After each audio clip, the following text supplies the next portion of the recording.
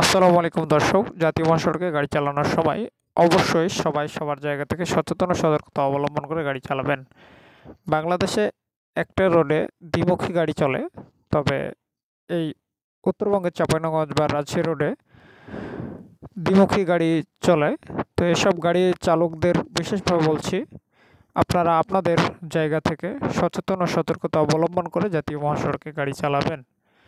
কারণ এই জাতীয় মহাসড়কে বিকল্প কোনো যোগাযোগ ব্যবস্থা নাই যে অন্য পার দিয়ে যাবেন, এক গাড়ি আর এক গাড়ি অন্য পাশ দিয়ে আসবে, 4 লাইন নাই। তবে এর জন্য বিশেষভাবে অনুরোধ করছি, সবাই সবার জায়গা থেকে সচেতন ও সতর্কতা অবলম্বন করে জাতীয় মহাসড়কে গাড়ি চালাবেন। ইতিমধ্যে দেখতে পাচ্ছেন একজন মোটরসাইকেল চালক অনেকটা পথই মাঝামাঝি পয়েন্ট দিয়ে যাচ্ছে।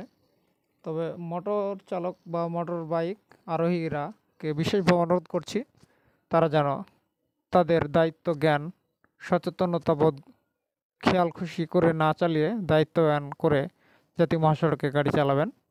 কারণ আপনাদের পরিবার পরিজন বা আপনজনদের কথা চিন্তা করে দায়িত্বশীলভাবে জাতীয় মহাসড়কে মোটরসাইকেল চালাবেন।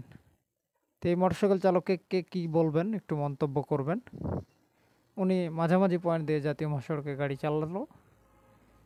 তবে এই সকল মোটরসাইকেল চালককে বিশেষভাবে অনুরোধ করছি, আপনারা আপনাদের জায়গা থেকে সচেতন ও সতর্কতা অবলম্বন করে জাতীয় মহাসড়কে গাড়ি চালাবেন, মোটরসাইকেল চালাবেন।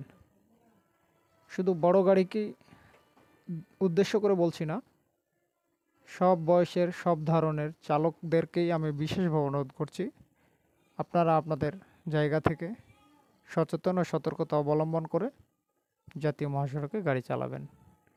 কারণ একটা ভুল সারা জীবনের জন্য কান্না।